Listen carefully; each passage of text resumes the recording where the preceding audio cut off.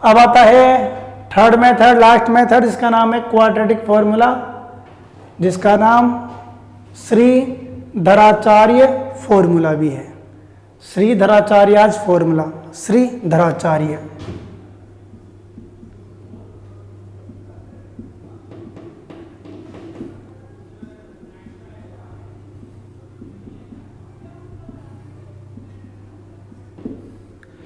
तो श्रीधर नाम है, आचार्य थे, श्रीधराचार्य हो गया।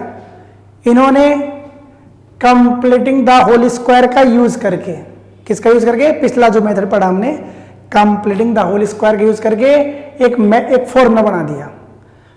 इन्होंने सोचा भाई इतना लंबा चौड़ा प्रोसेस करोगे आप, तो सिंपल बना दिया इन्होंने और एक फॉर्मूला बना दिया उन्हीं स्टेप्स को फॉलो करते हुए, जिसको हम क्वाड्रेटिक फॉर्मूले के नाम से जानते हैं, या फिर इसे हम श्रीधराचार्य फॉर्मूला भी बोलते हैं।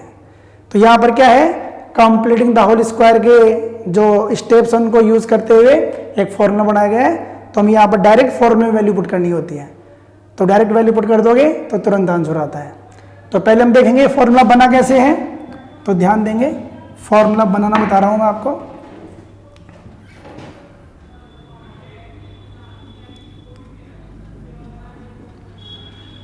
तो जैसा कि हमको पता है ax² plus bx plus c equals to 0, general form है। स्टेप्स फॉलो करेंगे, सेम स्टेप्स है, वेरिएबल एक तरफ, कांस्टेंट एक तरफ, फिर x² के कोफिशिएंट से डिवाइड करोगे, मींस a से डिवाइड करोगे।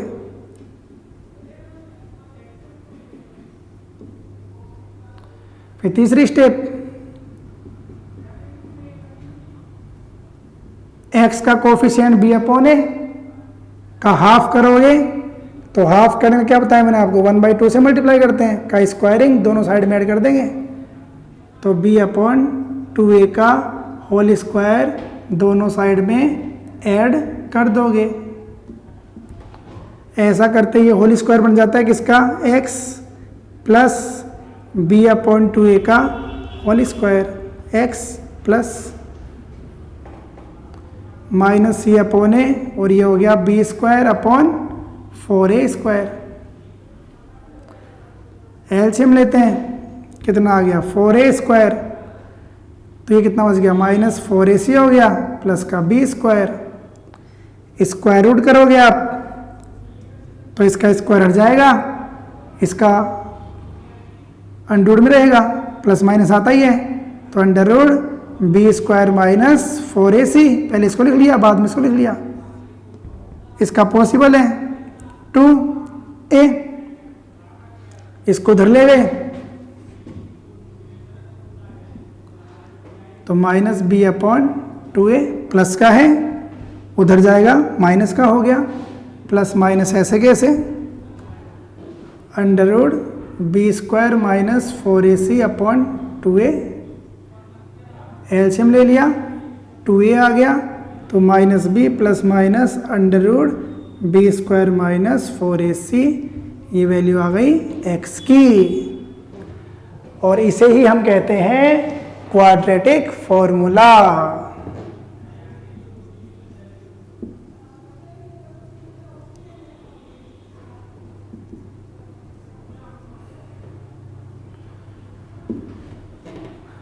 तो यही क्वाड्रेटिक फॉर्मूला है। तो जब ax² plus bx plus c equal to 0 होता है तो x equals to minus b plus minus under root b² minus 4ac upon 2a होता है। abc क्या है, a x² का कोफिशिएंट, b x का कोफिशिएंट और c कांस्टेंट। अब देखते हैं हम क्वाड्रेटिक फॉर्मूले से इस इक्वेशन को देखते हैं। सबसे पहले आप एलसीएम लेओगे, x आ गया तो x² plus 1 equals to 3 upon 1, cross multiply कर लिया और इसको स्टैंडर्ड फॉर्म में लिख दिया, इसको उधर लिया है। अगर इसके फैक्टर्स पॉसिबल नहीं है तो ये फैक्टर मेथड से होगा नहीं। अब क्या तो आप इसको कंप्लीटिंग द होल स्क्वायर से कर सकते हो या फिर क्वाड्रेटिक फॉर्मूला से कर सकते हो। फिलहाल हमारा टॉपिक है क्वाड्रेटिक फॉर्मूला, तो इसका यूज़ करना बता रहे हैं हम, ध्यान देंगे।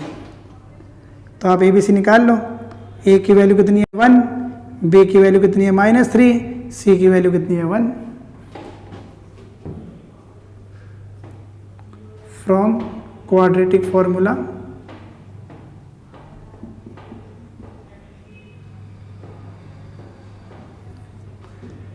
x इक्वल्स टू होता है -b plus minus √b² - 4ac upon 2a।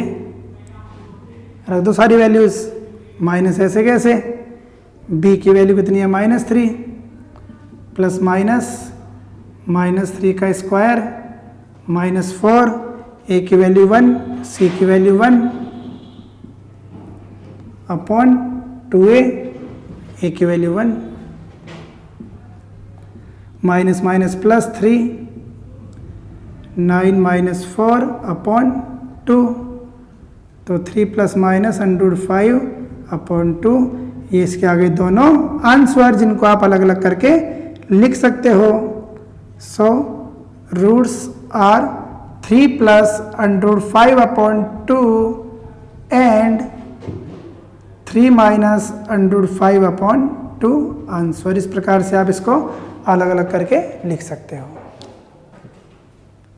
अब देखते हैं हम अगला एग्जांपल इसी मेथड से, क्वाड्रेटिक फॉर्मूले से। सबसे पहले हम एलसीएम लेंगे, तो x -2 आ गया, इसको इससे मल्टीप्लाई करोगे x -2, इसको इससे करोगे -x इक्वल्स टू आ गया 3 अपॉन में 1 कर लेंगे।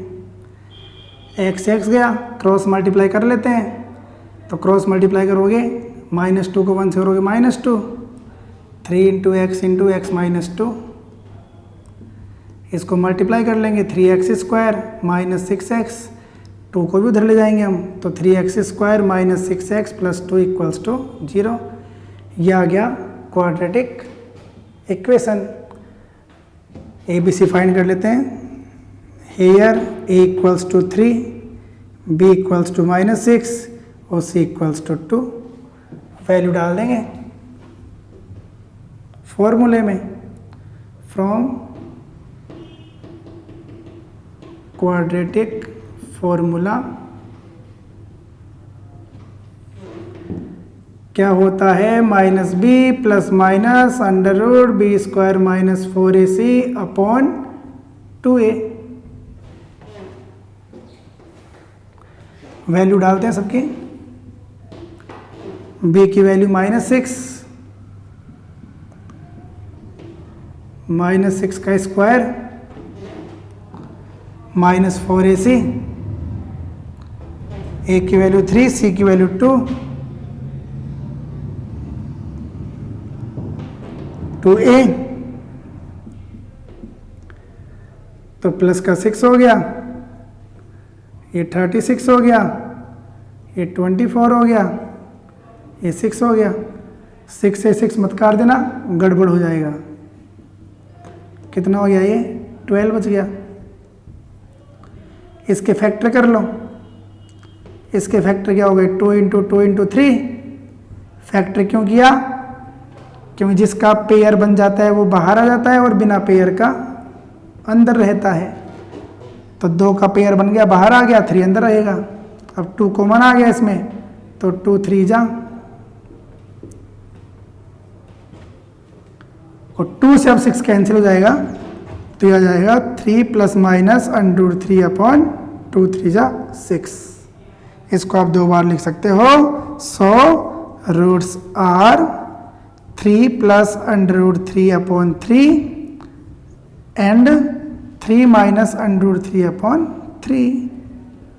ये 3 नहीं कटेगा, बिकॉज एलसीएम में ये दोनों का है, तो ये इसका आंसर आ चुका है।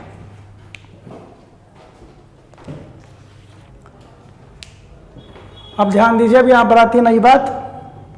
अब आपसे कई बार पूछा जाता है कि बताइए क्या इसके रूट्स एग्जिस्ट हैं विदाउट सॉल्व किए। इसको बिना सॉल्व किए हमको बताना है कि क्या इसके रूट्स एग्जिस्ट हैं, इतना ही बताना है कि नहीं है। तो ये कैसे मालूम चलता है हमको, इसके लिए काम आता है D, जिसका फॉर्मूला होता है b² - 4ac। D का मतलब होता है डिस्क्रिमिनेंट डिस्क्रिमिनेंट होता है बी स्क्वायर माइनस 4ac। इससे हमें मालूम चल जाता है कि इसके रूट्स एग्जिस्ट होंगे या नहीं होंगे। वैल्यू पुट करते हैं, देखो ए की वैल्यू 3, बी की वैल्यू -5, सी की वैल्यू 2। तो -5 का स्क्वायर, ए की वैल्यू 3 और सी की वैल्यू 2, तो ये प्लस का 25 आ गया। ये कितना आ गया 24, 1 आ गया। अब सिंपल सी बात है, जो डी की वैल्यू आएगी क्या तो पॉजिटिव आएगी या फिर नेगेटिव आएगी और या फिर 0 आएगा। 3 तरह की वैल्यू पॉसिबल है। तो जब डी की वैल्यू आए 0 से बड़ी या 0, जब इस डी की वैल्यू 0 आए या 0 से बड़ी आए मतलब पॉजिटिव आए, तब तो रूट्स एग्जिस्ट होते हैं।